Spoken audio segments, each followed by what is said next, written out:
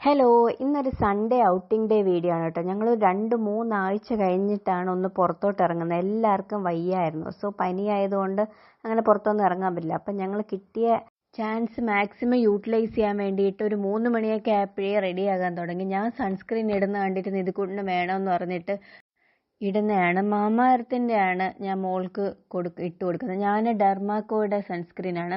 വേറെ ഒന്നും ഞാൻ യൂസ് ചെയ്തില്ല. സൺസ്ക്രീനും ലിപ്സ്റ്റിക്ക് മാത്രമേ അപ്ലൈ ചെയ്തോളൂ. അപ്പം എന്നെ ഒറ്റയ്ക്ക് ഒരുങ്ങാൻ സമ്മതിക്കാതെ എൻ്റെ ഇടയ്ക്ക് വന്നിരുന്ന് റെഡിയാവുന്നതാണ്. ബീച്ചിലോട്ടാണ് ഞങ്ങൾ പോകുന്നത്. സോ വലിയ മേക്കപ്പ് ഒന്നും ഞാൻ ചെയ്യില്ല. ജസ്റ്റ് സൺസ്ക്രീൻ മാത്രമേ അപ്ലൈ ചെയ്ത് കൊടുത്തിട്ടുണ്ടായിരുന്നുള്ളൂ. അങ്ങനെ അതൊക്കെ കഴിഞ്ഞിട്ട് പിന്നെ നിധിക്കുട്ടിനെ ഞാൻ ഡ്രസ്സൊക്കെ ചെയ്യിച്ചു, റെഡിയാക്കി. കാരണം മോളുടെ ഡ്രസ്സ് ചെയ്തിട്ട് വേണം എനിക്ക് റെഡിയാവും. ഇല്ലെങ്കിൽ അതിനിടയ്ക്ക് ഓരോ ഡൗട്ട്സും ചോദിച്ചുകൊണ്ടിരിക്കും. അപ്പോൾ മുടിയെല്ലാം ചുരുണ്ട് കിടന്നതുകൊണ്ട് ഞാൻ ജസ്റ്റ് ഒന്ന് സ്ട്രൈറ്റൻ ചെയ്തേക്കാമെന്ന് വിചാരിച്ചു. ഇൻ ബിറ്റ്വീൻ അതും ഞാൻ ചെയ്തു. എനിക്ക് പക്കാ സ്ട്രൈറ്റനിങ് ലുക്ക് അത്ര ഇഷ്ടമല്ല. ജസ്റ്റ് ഒന്ന് മാനേജബിൾ ആക്കാൻ വേണ്ടിയിട്ട് ജസ്റ്റ് ഒന്ന് ചെയ്തതേ ഉള്ളൂ. അത് കഴിഞ്ഞിട്ട് പിന്നെ നിധിക്കുട്ടിൻ്റെ ഹെയറൊക്കെ സെറ്റ് ചെയ്തു. അപ്പം ഇതാണ് കേട്ടോ മോളുടെ ഡ്രസ്സ്. ഇത് ഞാൻ ആമസോണിൽ നിന്നാണെന്ന് തോന്നുന്നു വാങ്ങിയത്. ഇന്നർ സെപ്പറേറ്റ് ആയിട്ടുള്ളതാണ്. ജസ്റ്റ് ടോപ്പ് മാത്രമേ ഉണ്ടായിരുന്നുള്ളൂ. അപ്പം ഞങ്ങൾ റെഡിയായി നിൽക്കുന്നതാണ്. അപ്പം കുറച്ച് ടൈം ഗ്യാപ്പ് കിട്ടുകയാണെങ്കിൽ അതിൻ്റെ ഇടയിൽ ബട്ടർഫ്ലൈനെയും തുമ്പീനെയൊക്കെ പിടിക്കാൻ വേണ്ടിയിട്ട് പോകും. ഇപ്പോൾ ബീച്ചിലായതുകൊണ്ട് തന്നെ ഞങ്ങൾ ബോളും കൂടെ കൊണ്ടുപോയി അവിടെ പോയി കളിക്കാൻ വേണ്ടിയിട്ട്.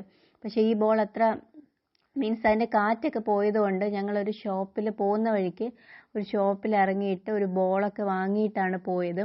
നിധിക്കുട്ടിൻ്റെ തലയിലിടാൻ വേണ്ടിയിട്ട് ബാൻഡൊക്കെ വേണമായിരുന്നു. അപ്പോൾ അതിനെല്ലാത്തിനും കൂടെ വേണ്ടിയിട്ട് ഒരു ഷോപ്പിൽ കയറി.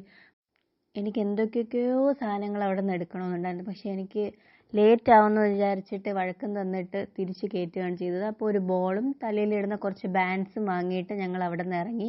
അപ്പോൾ ഏകദേശം ഒരു 4:30 ആയി തിരിച്ചപ്പോൾ തന്നെ. ഷോപ്പിലൊക്കെ കയറിയതുകൊണ്ട്. സോ നിധിക്കുട്ടൻ കാറിൽ ഇരുന്നിട്ട് എന്തൊക്കെയാണ് വാങ്ങിയ സാധനങ്ങളുടെ ഭംഗിയൊക്കെ നോക്കി അങ്ങനെ ഇരുന്നു. ഒരു 5:30 ആയപ്പം ഞങ്ങൾ ബീച്ചിലെത്തി.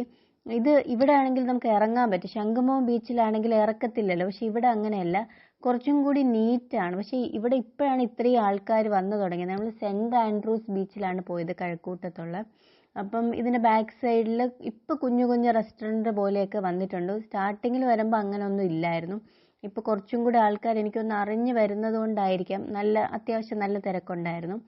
പിന്നെ ഞാൻ വെള്ളത്തിൽ ഇറങ്ങിയില്ല കേട്ടോ. എനിക്ക് ഡ്രസ്സ് നനഞ്ഞിട്ട് പിന്നെ ആ ഡ്രസ്സ് ഇട്ട് ഇരിക്കുന്നതിനോട് എനിക്കതെന്തോ അത്ര അഡ്ജസ്റ്റബിൾ അല്ല. സോ ഞാൻ ഇറങ്ങിയില്ല. അവർ രണ്ടും കൂടെയാണ് ഇറങ്ങി വെള്ളത്തിൽ കളിച്ചത്. നിധിക്കുട്ടൻ പിന്നെ വെള്ളത്തിലോട്ട് ഇറങ്ങിക്കഴിഞ്ഞാൽ പിന്നെ കയറത്തില്ല. ഒരു 1-1.5 മണിക്കൂർ ബീച്ചിൽ തന്നെയായിരുന്നു. പിന്നെ നേരത്തെ പോയതുകൊണ്ട് തന്നെ ഞങ്ങൾക്ക് സൺസെറ്റ് കാണാൻ പറ്റിയിട്ടുണ്ടായിരുന്നു. സോ ഞാനതൊക്കെ നോക്കിയിട്ട് അവിടെ ഇരിപ്പായിരുന്നു. ഒത്തിരി ആൾക്കാർ, വെള്ളത്തിൽ ഇറങ്ങാത്ത ആൾക്കാരും ഒത്തിരി മണ്ണിലൊക്കെ ഇരിപ്പുണ്ടായിരുന്നു. ഞാൻ അപ്പോൾ അവരുടെ കൂടെ ഇരിക്കുകയായിരുന്നു. അങ്ങനെ കുറേ സമയം അവിടെ ഞാൻ വെയിറ്റ് ചെയ്തിരുന്നിട്ട് ഇവരാരും തിരിച്ചു കയറുന്നില്ല. എനിക്കാണെങ്കിൽ ബോറടിച്ചിട്ട് വയ്യ. അങ്ങനെ ഒരു 6:37 വരെയൊക്കെ വെള്ളത്തിൽ തന്നെ കളിക്കുന്നുണ്ട്. പിന്നെ എനിക്കൊരു പേടിയാണ്. കാരണം പനി ഇപ്പം മാറിയതേ ഉള്ളൂ. അപ്പോൾ വീണ്ടും പനിയാകുമോ?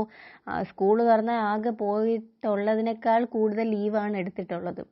അങ്ങനെ കുറച്ച് നേരം കഴിഞ്ഞപ്പോൾ പിന്നെ ഞാൻ തിരിച്ച് വിളിച്ചു. പക്ഷെ നല്ല വ്യൂ ആണ്. നമുക്കിങ്ങനെ കുറച്ച് ഫോട്ടോസ് എടുക്കാനും വീഡിയോസ് എടുക്കാനൊക്കെ നല്ല വ്യൂ ആയിട്ട് നമുക്ക് ഈ ബീച്ചിൽ എനിക്ക് അങ്ങനെ ഫീൽ ചെയ്തു, ശംഖുമുഖത്തിനെക്കാളും. പിന്നെ എങ്ങനെയൊക്കെയോ പറഞ്ഞ് കുറച്ച് കഴിഞ്ഞപ്പം ആളിങ്ങ് കയറി. ഡ്രസ്സ് ഫുൾ നനഞ്ഞിട്ടുണ്ടായിരുന്നു, മണ്ണെല്ലാം ആയി. പിന്നെ ഞാൻ വേറെ ഡ്രസ്സ് കൊണ്ടുപോയതുകൊണ്ട് ഡ്രസ്സ് മാറ്റി. പിന്നെ ഞങ്ങളൊരു ഹൈപ്പർ മാർക്കറ്റ് കയറി. കുറച്ച് വീട്ടിലത്തേക്കുള്ള കുറച്ച് അലുബില് സാധനങ്ങളൊക്കെ വേണമായിരുന്നു. സോ അതൊക്കെ വാങ്ങാൻ വേണ്ടിയിട്ടൊരു ഹൈപ്പർ മാർക്കറ്റിലും കയറി. അങ്ങനെ ഇതെനിക്ക് ഹെൽപ്പ് ചെയ്ത് തരുന്നതാണ് കേട്ടോ ഒരാൾ. ടൊമാറ്റോ എടുക്കാൻ പറഞ്ഞപ്പം കവർ അവിടെ ഇല്ലായിരുന്നു. പക്ഷെ പിന്നീടാണ് കവർ ഉണ്ടായിരുന്നു, നമ്മൾ കണ്ടില്ല. ഞാൻ എല്ലാം കൈവച്ചായിരുന്നു എടുത്തത്.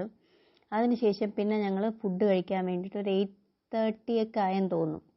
ഫുഡ് കഴിക്കാൻ വേണ്ടിയിട്ട് തിരിച്ച് വീട്ടിലോട്ട് പോകുന്ന വഴിക്ക് എവിടെന്നെങ്കിലും ഫുഡ് കഴിക്കാമെന്ന് പ്ലാൻ ചെയ്തിട്ടാണ് പോയത്. അങ്ങനെ നോക്കി വന്നിട്ട് ഞങ്ങൾ എത്തിയത് പാരഗണിലാണ്. അവിടെ ആണെങ്കിലോ ഒടുക്കത്തെ ക്യൂ.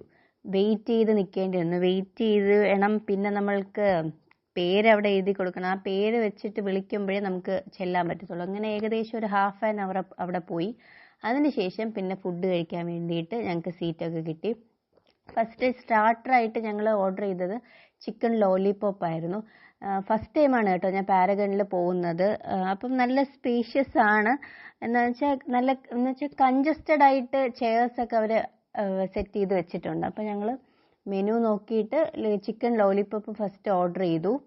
അങ്ങനെ ചിക്കൻ ലോലിപോപ്പ് കൊണ്ടുവന്നു. അതിനുശേഷം പിന്നെ മിക്ക ഐറ്റംസും കഴിഞ്ഞിട്ടുണ്ടായിരുന്നു. പിന്നെ ഞങ്ങൾ ഫ്രൈഡ് റൈസ് ആണ് വാങ്ങിയത്. അതിൻ്റെ കൂടെ ബീഫ് കറി ചോദിച്ചപ്പോൾ അതില്ലായിരുന്നു. പിന്നെ ബീഫ് മസാല പോലത്തെ എന്തോ ഒരു സാധനമാണ് കൊണ്ടുവന്നത്.